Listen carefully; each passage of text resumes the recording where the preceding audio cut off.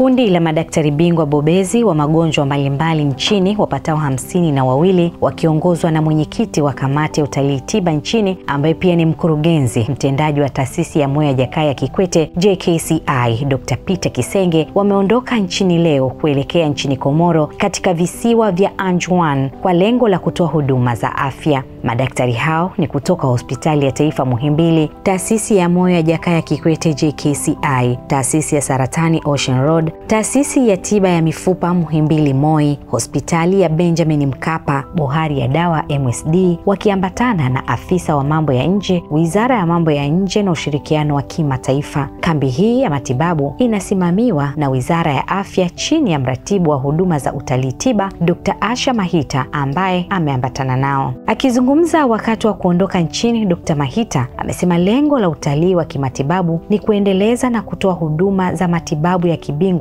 ndani na nje ya nchi sambamba na kuendeleza demokrasia. Mwaka jana tulienda visiwa vya Komoro katika mji wa Moroni. Kwa sasa hivi tunaenda mji mwingine. Na mwaka jana tuliona takriban wagonjwa 2770 na tukapata wagonjwa 267 ambao walikuja kwenye matibabu hapa nchini. Lakini this time tunakwenda na tumeshapata zaidi ya wagonjwa 1500 wameshakuwa registered kule. Kwa hiyo this time namba itakuwa kubwa, uhitaji ni mkubwa. Kwa hiyo sisi tuko katika kutekeleza utalii wa matibabu na diplomasia kati ya nchi na nchi. Kwa hiyo tunamshukuru sana Mheshimiwa Rais, Wizara ya Afya na taasisi zote kwa kuwezesha safari hii kwenda huko kutoa matibabu. Kwa tutakaporudi tutawapa feedback na tutaendeleza mashirikiano kati ya hivi nchi mbili.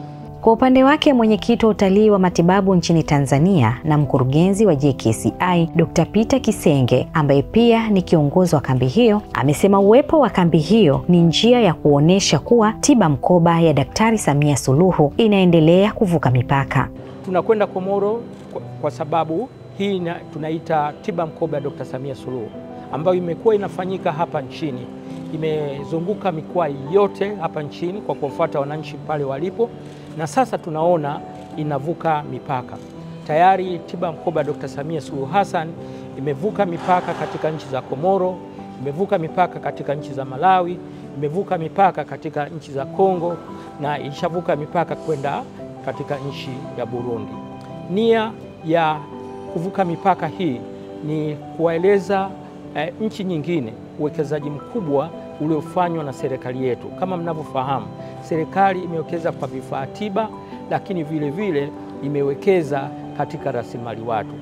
Naye mkurugenzi mtendaji wa Ocean Road Dr. Diwan Msemo amesema serikali imewekeza zaidi kwa kusomesha madaktari, hivyo wapo tayari kuhakikisha wanatoa huduma za utalii wa kimatibabu kwa kuwafikia wengi na kutoa huduma za afya. Tuseme kweli, kwa miaka kama 4 iliyopita ya awamu yake, kwa Ocean Road peke yake amewekeza takriban bilioni 40. Sasa hizo bilioni 40 zimewekezwa wapi? Zimewekezwa kwenye miundombinu. Tumekuwa na mashine mpya na za kisasa nyingine ambazo haziko sehemu nyingine, lakini pia tumeweza kusomesha mabingwa na kuongeza wakawa wengi. Sasa swala la tiba mkoba kama alivyoeleza mwenyekiti wa msafara, tumelifanya nchini, tumezunguka maeneo mengi sana. Ocean Road wiki 2 zilizopita walikuwa mkoa wa Pwani na mkoa wa Tanga kwa ajili ya huduma za tiba mkoba za Mama Samia Suluhu Hassan. Sasa tunaenda nje ya Tanzania na lengo ni lile lile, kwenda kuwapa watu huduma ya saratani, kwa sababu kule Komoro wenzetu hawana hizo huduma. Wanatarajia kuzipata kutoka nchi za Uarabuni pamoja na India, tena kwa bei ambayo ni ghali kidogo. Lakini hapa kwetu wataweza kuzipata kwa bei ambayo ni ya chini kidogo ukilinganisha na sehemu nyingine. Na kama alivyosema kwamba mwisho wa siku hizo fedha zinazoingia zitaisaidia mwananchi wa kawaida. Kwa namna gani? Kwa sababu wakishalipa wale, ina maana hao watu wetu ambao wanafanya tunaita cost sharing, okay, hao watu wetu ambao wana cost share, kile kiwango ambacho wanachangia kitakuwa ni kidogo, na inatuwezesha hata mtu ambaye hataweza kuchangia bado akapata, kwa sababu bado tutakuwa tuna uwezo wa kuweza kutoa zile huduma. Kambi hii ya matibabu ni ya pili kwa nchi ya Komoro, ambapo kwa awamu hii itafanyika katika visiwa vya Anjouan nchini Komoro, huku shirika la ndege la Precision Air likiahidi kuendelea kutoa ushirikiano kwa serikali kwa kuwapatia usafiri wa uhakika wa kuwafikia wananchi wa Komoro, na kusema kuwa shirika hilo limekuwa likipakia abiria wagonjwa wanaokuja kutibiwa nchini Tanzania.